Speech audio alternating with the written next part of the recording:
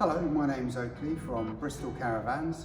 We're an AWS Approved workshop based in Bristol in the southwest of England.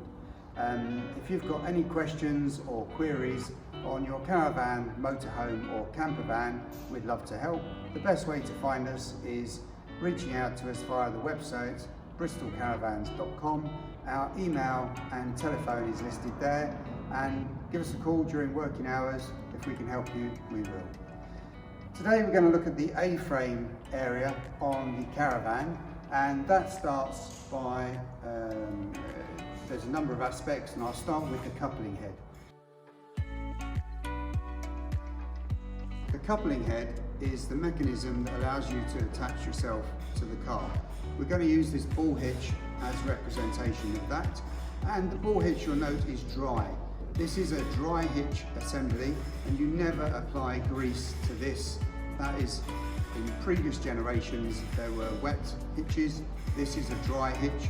We'll talk about why in a moment, but first of all we're just going to talk about the coupling head assembly. So there's a small handle and that enables you to connect on to the vehicle, and during a service that would all be cleaned down with a solvent, brake cleaner, something of that nature, to make sure there's no grit, road traffic film, anything in there. And then we would apply a small, I emphasise small, lubricant or grease into the areas that actually move, but we do not want to get grease onto this ball. If you've had a tow bar fitted and the ball is covered with paint, as you can see, it's all been removed with emery cloth. If you've got paint on your ball hitch, you're likely getting a graunchy noise when you're pulling up at a stop or turning at low speeds, and that will be caused by paint on the ball hitch. So make sure your ball hitch looks like that, all nice and clean. The next element we're going to talk about is the ball activating stabiliser. On this particular caravan, this is a relatively new Adria, it's this assembly here. It's Alco, and there's a number of different options, but this is one on this caravan. So let's apply our car as if it's attached, and now we've got our ball activating stabiliser. If you'd like to come around and have a look from the front, you'll see that we've got a large gap in here. If I take the tow bar out, just to emphasise it, as this handle comes down, you can see that the gap reduces. And what actually happens in reality is as the handle comes down, you're going to clamp onto this ball, which will change it from, if I put it back in, a ball that moves around nice and easily, to something that is very, let me just put it on, absolutely solid. And the reason we're doing that is when we clamp the stabiliser on, that's going to reduce the ability of the caravan to wobble when you're on a road going at higher speeds. High friction here is going to reduce the opportunity to wobble. So that's what a stabiliser does. It helps you reduce wobble. Now, different stabilisers have different ways of telling if they are worn or not. You will see on this particular stabiliser, on the outer arms, you can see there's some arrows, and we've got on the sticker, we've got a green area and a red area, and there is actually a final area here. As you're putting your vehicle onto the caravan, it's something you can check every time you hitch up. So we're now onto the car, and I should be feeling the grip on the ball hitch whilst I'm still in the green zone. If I'm not gripping until it's in red, then in reality this is worn. Inside this assembly there are some pads, and when they're worn out they get replaced. They're checked at service. However, this is a nice easy check that you can do whenever you hitch up, ready to go on your next adventure. The coupling gaiter is this piece here, just a rubber bellows. Looks very innocent, and you'll often see them at service where they've got cuts in them or they've been torn, and If that's the case, we would be recommending that you are replacing this gaiter. Why replace the gaiter? Because the gaiter houses, gives you a flexible housing on the drawbar. The drawbar is a tube that sits behind here that goes in and out. If I push it in now, you'll see the tube go in, and then with a little bit of help, it pops out again. I'll talk about the drawbar in a moment, but if this gaiter is broken in any way, it's going to let road grit get in there. It's already got grease inside this area, and the grease and the grit would then combine to make a cutting compound, for want of a better description, and at that point you are then absolutely wearing this assembly. So if this is ever damaged, highly recommend get a new one replaced. Not an expensive part, probably about an hour to replace it, something like that. The drawbar is a tube that runs through here, and during the service we will check to make sure it is moving freely and releasing. Common causes for this to be damaged is overloading. If you're putting too much weight in the front of the caravan, that can overload it. Sometimes manoeuvring a very heavy twin axle caravan can affect it as well. It's about weight and how much weight we're putting on this bar. What does the bar do? Well, imagine your car is slowing down. As it slows down, it's going to move into the caravan, and that tube is then going to actuate your brakes. So the braking system of the caravan is applied through this tube going back into the caravan. So really important, the tube is not damaged, it's not seized, it all operates correctly. So that is the drawbar, and we would be checking that in the service.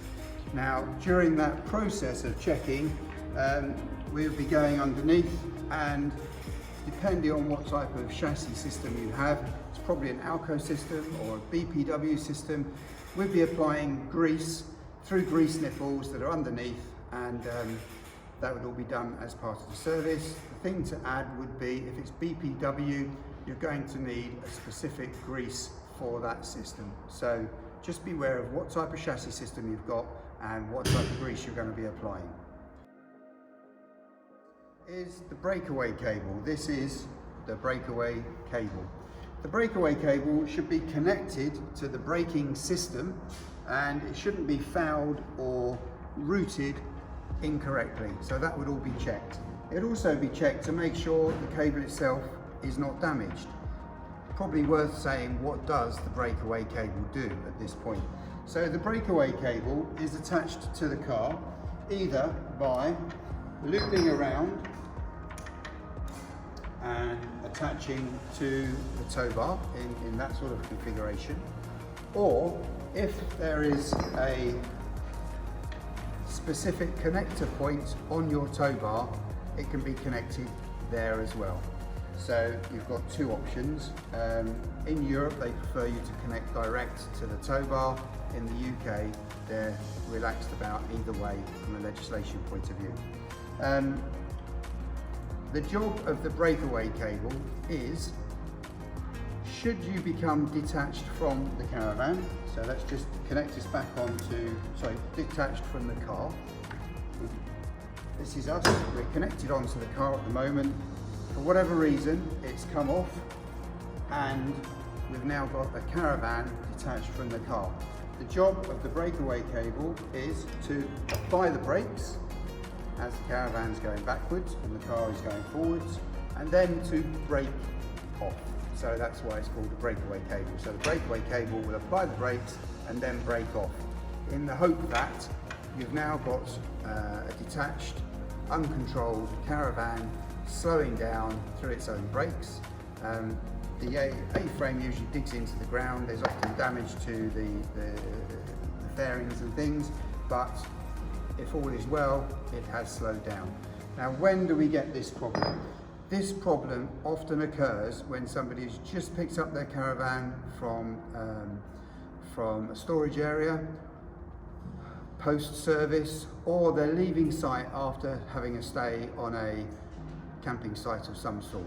It usually happens when the ground's a bit uneven and they haven't connected on correctly to the car. They've driven away, and as they've gone over a bump, the A-frame's lifted up off the top of the tow board, and the car's carried on going forward and the caravan's going backwards. Hence, breakaway cable then kicks in. It's usually a low speed issue, and 5 miles an hour, the brakes are applied, there's an almighty bump that the driver feels, everyone's a bit shocked, but generally not too much damage, nobody's hurt. The way around that is, whenever you are connecting up to your car, first of all, you're on here and you want to make sure this is firmly on. I don't know if you can come around and zoom in, but in the top of here, there is a little button. You might have to look in through this direction. As the tow ball goes in, this button lifts up. You need to make sure that button is lifted up and you can see the little green ring underneath it, or whatever is applicable to your caravan. That will confirm that you're connected on. If you can't see it and the button is flat, you are not connected. So you need to make sure, handle up, you've lowered the caravan down onto the car, and now this button has lifted up. This handle is in place, we are all good to go.